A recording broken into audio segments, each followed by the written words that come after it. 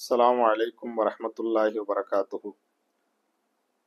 அல்லாஹுவினுடைய இறைநேசர்கள் எல்லாம் எந்த நேரத்திலும் மறுமை சிந்தனையோடும் மரண சிந்தனையோடும் தான் வாழ்ந்தார்கள் என்பதை நிறைய நிகழ்வுகளின் மூலம் நாம் பார்க்க முடிகிறது. ஹஸரத் ராபியத்துல் அதவியா ரலியல்லாஹு தஆலா அன்ஹா அவர்கள் மிகப்பெரிய இறைநேச செல்வி. தாபிஈன்களினுடைய காலகட்டத்தில் வாழ்ந்திருந்தாலும் கூட இறைவனுடைய தியானத்திலேயே தன்னை அர்ப்பணித்த ஒரு சீமாட்டி என்றால் ஹஸரத் ராபியத்துல் அதவியா ரலியல்லாஹ். ஒரு சமயம் ஒரு வீதியிலே நடந்து சென்று கொண்டிருக்கிறார்கள். அந்த நேரத்தில் ஒருவர் ஆட்டுக்கறியை எண்ணெயில் போட்டு பொரித்து கொண்டிருக்கிறார். இதை பார்த்த ராபியத்துல் அதவியா ரலியல்லாஹ் அழுது கொண்டே இருந்தார்களாம்.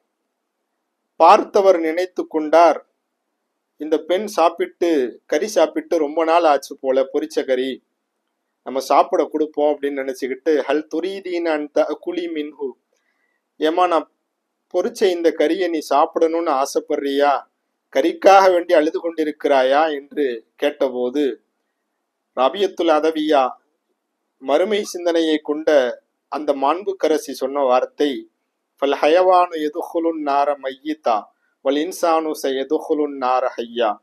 இந்த ஆட்டை நாம் அறுக்கிறோம், அறுத்ததற்கு பிறகு ஆட்டினுடைய ரூஹு உயிர் போய்விடுகிறது. அதற்கு பிறகு நாம் எண்ணெயில் போட்டு அதை வாட்டி எடுக்கிறோம், சுட்டு பொரித்து எடுக்கிறோம், சாப்பிடுகிறோம். ஆனால் நாளை மறுமை நாளிலே பாவம் செய்த அடியார்களை இறைவன் உயிரை கொடுத்து ரூஹை கொடுத்து அந்த நரக நெருப்பிலே வாட்டுவதை நினைத்துதான் நான் அழுது கொண்டிருக்கிறேன் அப்படின்னு சொன்னாங்களாம் ராபியத்துல் அதவியா. ஒரு பொரித்த கரியாக இருந்தாலும், உணவுப் பொருள்களை பார்த்தாலும் கூட, ஒரு சாதாரண நெருப்பை பார்த்தாலும் கூட அந்த பெருமக்களுக்கு நரகத்தினுடைய சிந்தனைத்தான் தோன்றிக் கொண்டிருந்தது என்பதை இந்த நிகழ்வுகளின் மூலம் பார்க்க முடிகிறது. குல்லு நஃப்ஸின் தாயிகத்துல் மௌத், எல்லா ஆத்மாக்களும் எப்போது வேண்டுமானாலும் மரணம் வரலாம், எல்லா ஆத்மாக்களும் மரணத்தை சுவைக்கக்கூடியது.